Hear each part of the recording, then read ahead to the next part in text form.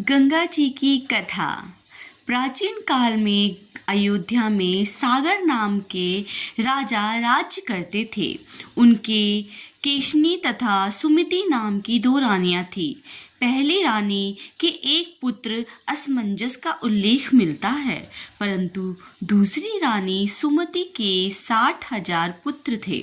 एक बार जब राजा सागर अश्वमेव यज्ञ कर रहे थे, उसी समय यज्ञ पूर्ति के लिए एक घोड़ा इंद्र यज्ञ को भंग करने के लिए उस घोड़े को चुराकर कपिल मुनि के आश्रम में बांध आए।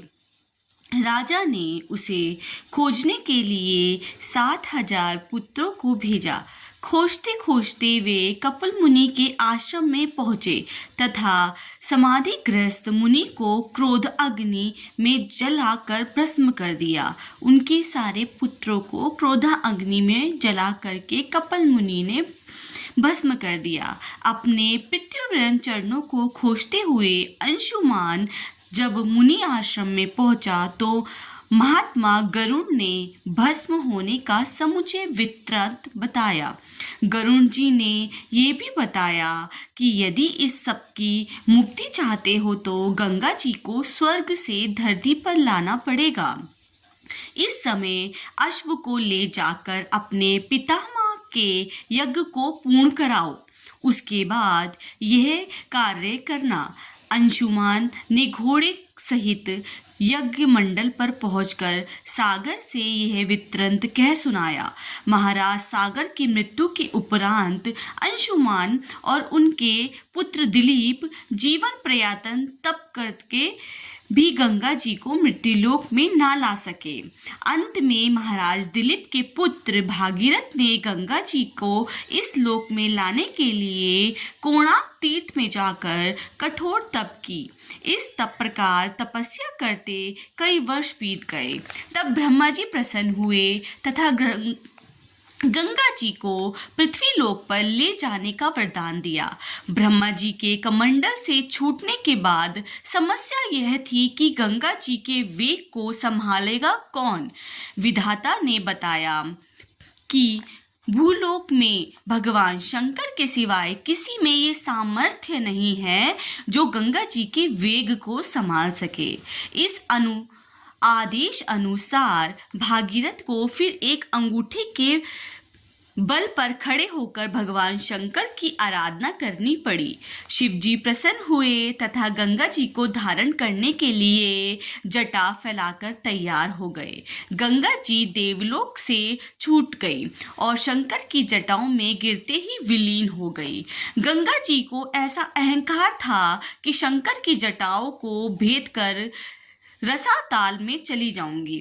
गंगा जी शंकर जी की जटाओं में कई वर्ष तक भ्रमण करती रहीं, लेकिन निकलने को कहीं मार्ग ही न मिला।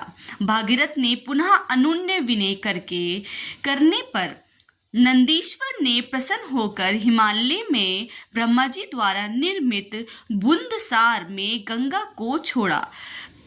उस समय उनकी 7 धाराएं हो गई। आगे आगे भगीरथ दिव्य रथ पर चल रहे थे। पीछे पीछे 7वीं धारा गंगा जी चल रही थी। धरातल पर गंगा जी के आते ही हाहाकार मच गया। जिस रास्ते से गंगा जी जा रही थी उसी मार्ग में ऋषिराज जिन्हों का आश्रम तथा तपस्या स्थल पड़ा था।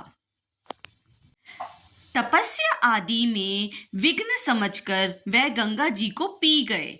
फिर देवता के अनुनय तथा प्रार्थना करने पर उन्हें पुनः जांघ से निकाल दिया। तभी यह जंघू पुत्री या जानवी कहलाई। इस प्रकार अनेक स्थानों पर तारण करती जानवी ने कपिल मुनि के आश्रम में पहुंचकर गंगा के 7,000 पुत्रों को भस्म वक्षणों से तारकर मुक्त किया। उसी समय ब्रह्मा जी ने प्रकट होकर भागीरथ के कठिन तप तथा सागर के 7,000 पुत्रों को अमर होने का वर दिया। तुरंत यह घोषित किया कि तुम्हारे ही नाम पर गंगा जी का नाम भागीरथी होगा। अब तुम अयोध्या में जाकर राजकाज संभालो। ये कहकर ब्रह्मा जी अंतर्ध्यान हो गए। इस वरदान से भागीरथी पुत्र लाभ तथा सुखपूर्वक राज्य भोग कर परलोक गए। बोलिए हर हर गंगे मात की जय। भक्तों, आप सभी को ये कथा बहुत ही अच्छी लगी होगी, यही प्रार्थना करती हूँ। अब मैं चलती हूँ और प्लीज़ इस वीडियो को लाइक शेयर सब्सक्राइब करना बिल्कुल भी मत भूलिएगा। हर हर गंगे।